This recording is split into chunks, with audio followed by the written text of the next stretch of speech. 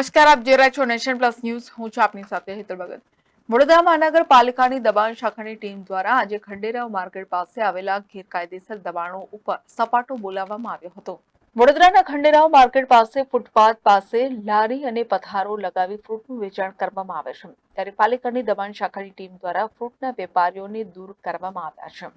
Khanderao market પાછળ આવેલા નાનકવાડી ગુરુદ્વારા ખાતે આજે ખાલસા પંથનો સ્થાપના દિવસ છે, જેની ઉજવણી ચાલતી હોય પાલિકા દ્વારા રોડ ખુલ્લો કરવામાં આવ્યો હતો. અત્રે ઉલ્લેખનીય છે કે સમગ્ર વડોદરા શહેરમાં ગેરકાયદેસર દબાણો સામે કાર્યવાહી કરતી પાલિકાની વડી કચેરીએ જ ચારે બાજુથી દબાણોથી ઘેરાયેલી છે. પાલિકા દ્વારા અવારનવાર દબાણકર્તાઓને હટાવવામાં આવે છે, જોકે તે બાદ પરિસ્થિતિ જેસે તે નજરે પડે છે. ત્યારે આજની આ કાર્યવાહી કેટલા દિવસ માટે અસર કરે છે તે જોવું રહ્યું. Report nation plus news Vadodara. સમાચારોના સતત અપડેટ માટે નેશન પ્લસ ન્યૂઝના યુટ્યુબ ચેનલને સબસ્ક્રાઇબ કરો, બેલ આઇકન દબાવો અને ફોલો કરો ઇન્સ્ટાગ્રામ, ફેસબુક અને ટ્વિટર પર.